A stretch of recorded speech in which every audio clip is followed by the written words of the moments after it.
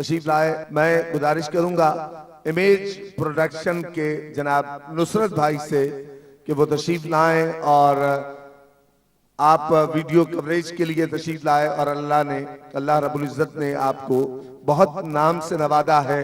اپنے کام کے حوالے سے بہت منفرد ہیں اور مختلف چینلز کی ریکارڈنگ پرائیویٹ طور پر کیا کرتے ہیں. نصرت بھائی ایک وقت تک دھوم ٹیلی ویژن کا کام کرتے رہے اور ہمیں ان کی بہت زیادہ شفقتیں حاصل رہیں. بھائی نصرت صاحب کی خدمت میں اجرک کا تحفہ پیش کیا جائے گا. ایم عارف ایکو ساؤنڈ. جب بھی محفل ذکر مصطفیٰ ہو, جلسہ عید میلاد النبی ہو, کوئی بھی موقع ہو, ایم عارف ایکو ساؤنڈ کے آپریٹر بھائی محمد یونس قریشی صاحب کی خدمت میں اجرک کا تحفہ انتظامیہ کی جانب سے پیش کیا جائے گا. دھوم ٹیلی ویژن کے ہمارے محترم ساتھی کیمرامین جناب عمر حیات صاحب, ارشد انصاری صاحب, راحیل میمن صاحب کے خدمت میں بھی یہ اشفاق میمن صاحب, حاجی سلیم میمن صاحب کی یہ راحیل اجرک کا تحفہ پیش کیا جا رہا ہے ہمارے محترم یونس قریشی صاحب نے. اور اب انشاءاللہ بزم برکات مصطفیٰ کی جانب سے محترم جناب رفیق احمد شیخ فریدی صاحب کو اجرک کا تحفہ مفتی اعظم سندھ و بلوچستان مفتی احمد برکاتی صاحب پیش کر رہے ہیں. ماشاءاللہ رفیق بھائی ہر پروگرام میں جس میں بھی جاتے ہیں ایک جان سی آ جاتی ہے اور عوام اہل سنت سبحان اللہ اور ماشاءاللہ کہنے پر مجبور ہو جاتے ہیں. بآواز نعرہ لگا سبحان اللہ. سوالات کا سلسلے کا آغاز ہوا جاتا ہے. جناب آپ کے ذہنوں میں جو سوالات ہوں اور وہ لے کر اسٹیج پر آ جائیں. انتظامیہ کے دوستوں سے درخواست ہے کہ جناب آپ سے سوالات کی پرچیاں لے لی ہیں, ان سے درخواست ہے کہ وہ اسٹیج پر لے آئیں. میں گزارش کروں گا انتہائی ادب سے حضرت قبلہ مفتی ابو الاحماد احمد میاں برکاتی دامت برکاتہم العالیہ سے کہ وہ تشریف لائیں اور ان سوالات کے جوابات عوام اہل سنت کو دیں. میں آغا جان سے درخواست کروں گا کہ وہ مسرت پر تشریف لائیں اور لوگوں کے جو ذہنوں میں سوالات ہیں ان کا جواب دیں. کہ میں نہیں کہتا کہ تم ایسا کرو ویسا کرو, میں نہیں کہتا کہ تم ایسا کرو ویسا کرو, ان کی سیرت آئینہ ہے, آئینہ دیکھا کرو, ان کی سیرت آئینہ ہے, آئینہ دیکھا کرو. محترم مفتی ابو الاحماد احمد میاں برکاتی. پہلے اتنا عرض کر دوں کہ یہ نشست جو سوال جواب کی ہے اس کا وقت ہم نے آج سے 15 منٹ رکھا ہے. کوشش کریں گے کہ اس میں جوابات آپ کو دے دی جائیں. پھر بھی اگر کسی کا پتہ جو آخر میں آیا وہ رہ جائے تو انشاءاللہ تعالیٰ اگلے پروگرام میں زندگی رہی تو اس پر عرض کیا جائے گا. تو جو پرچہ ترتیب بار آئے جو پہلے ہے وہ پہلے نمبر پائے گا. حضور یہ سید محمد رضوان اتاری جناح کالونی روڈ نمبر 12 سے معلوم کرتے ہیں. السلام علیکم جناب, میرا سوال یہ ہے کہ ہم لوگ الحمدللہ سید ہیں, تو کیا ہم کسی غیر برادری یعنی جو لوگ سید نہ ہوں کیا ہم ان لوگوں میں شادی کر سکتے ہیں یا نہیں؟ مہربانی فرما کر جواب عنایت فرمائیں.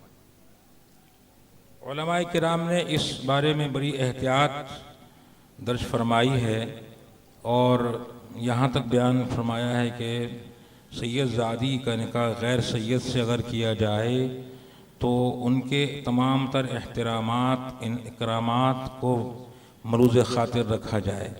اور عموماً ہمارے معاشرے میں شوہر ایسا نہیں کرتے, اللہ ماشاءاللہ بے احترامی ہو جاتی ہے, بے قدری ہو جاتی ہے.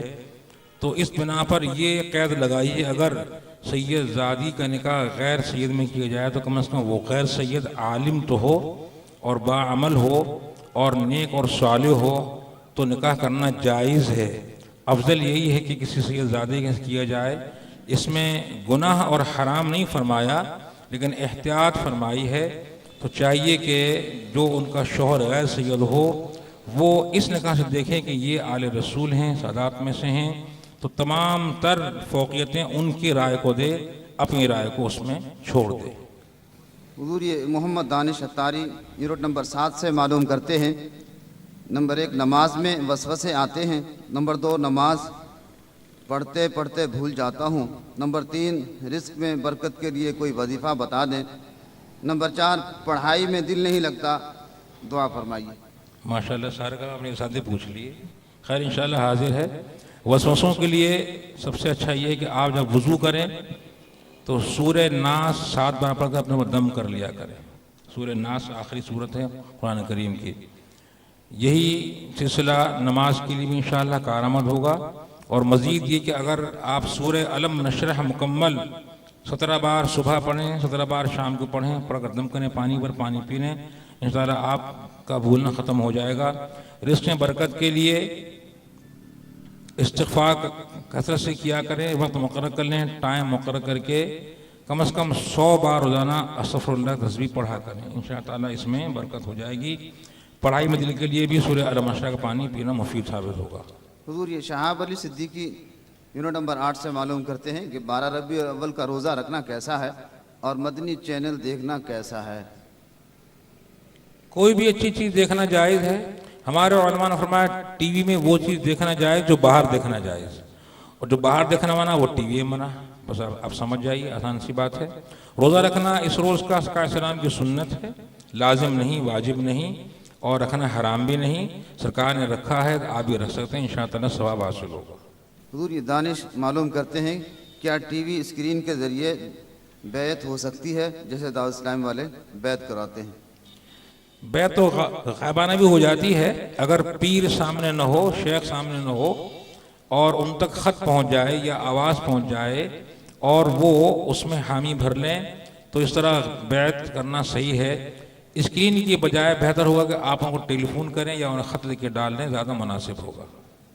अयाज़ अहमद व नसीर अहमद यूनिट नंबर 12 से मालूम करते हैं दौरान नमाज मोबाइल फ़ोन बज जाए तो फ़ोन बंद करना सही है या नहीं? किसी ने कहा है कि आपके भाई तकरीबन 1-1.5 साल में बहुत ज़्यादा बीमार होंगे, इस आदमी की बात मानना सही है या गलत? इस्लाम में बदफाली मना है, नेक फाली जायज़ है। किसी के कहने पर ये सोचना कि बीमार हो जाएगा, सदका कर दीजिए, खैरात कर दीजिए, इंशाअल्लाह सदका बनाओं को टालता है। बाकी रहा मसला नमाज के दौरान मोबाइल फ़ोन बंद करने का। नमाज में अमल कसीर हो जाए तो नमाज फासिद हो जाती है, और फ़ोन बंद करने के लिए लाजमन 2-3 मरतबा काम करना पड़ेगा। एक तो फ़ोन के बटन को ढूंढना होगा कि वो कहाँ है, फिर उसको दबाना होगा। ये 2 अमल हो गए और ये अमल कसीर की सूरत में बन जाते हैं। लिहाजा दौरान नमाज अगर मोबाइल फ़ोन बजने लगे तो उसको बजने दीजिए। वो बेएहतरामी जो आपने की उस पर फिर बाद में तौबा कर लीजिए। अगर मौसीकी है या गाना बज रहा है तो गाना बजने से नमाज में कोई ख़राबी तो नहीं होगी, लेकिन ये कराहा ज़रूर लाएगा। और ये अमल आपका अपना है भाई। जब वज़ू करते हैं, जब आप बाकायदा उसका एहतमाम करते हैं तहारत का, तो ये भी एहतमाम कर लिया करेंगे मुझे बंद करना है इसको। मोहम्मद फ़ारूक अत्तारी यूनिट नंबर 8 से मालूम करते हैं हम अपनी महफ़िलों में नारा तकबीर क्यों लगाते हैं? ये नारा आप सल्लल्लाहु अलैहि वसल्लम ज़माने में नबूवत में जंग के वक्त लगाया जाता था। नारा तकबीर जिहाद का नारा है, तो हम अपनी महफ़िलों में ये नारा क्यों लगाते हैं? मेहरबानी करके हमारी रहनुमाई कीजिए। क्योंकि हम अपने नफ्स से जिहाद कर रहे हैं ना, शैतान को भगाना है ना। हम शैतान हमारा बड़ा दुश्मन है, उससे में लड़ना भी है। खुसरका इस्लाम ने नारा तकबीर लगाया। जब सैयदना फारूक रज़ियल्लाहु ताला अन्हु इस्लाम कबूल किया तो अहले महफिल ने, साहबे किराम ने नारा तकबीर लगाया, पूरा मक्का उससे गूंज गया था। तो ये नारा लगाना सरकार की सुन्नत, साहबे किराम की सुन्नत है। इसके लगाने में ये फ़ायदा होगा कि शैतान भाग जाएगा और हमारा नफ्स हमारे काबू में रहेगा। राशिद अली अब्बासी यूनिट नंबर 12 से मालूम करते हैं सरकार का जश्न जो हम मनाते हैं ये कुरान से साबित है, देवबंदी हजरात इसको क्यों नहीं मनाते? आखिर क्या वजह? जाएगा उनसे पूछिए क्या वजह है। हम तो ये जानते हैं कि हमारे आका ने रोज़ा रखा, जश्न मनाया अपने विलादत का। कुरान ने फरमाया अल्लाह की रहमत और फजल पर खुशी मनाओ। हम तो अल्लाह का हुक्म मान रहे हैं, वो न माने तो वो बेकहने होंगे ना। अल्लाह का फरमान है अरब की रहमत खूब चर्चा करो, हम चर्चा करते हैं, वो ना करें तो बेकहने तो वो हुए ना, नाफरमान तो वो लोग हुए। वो क्यों नहीं कर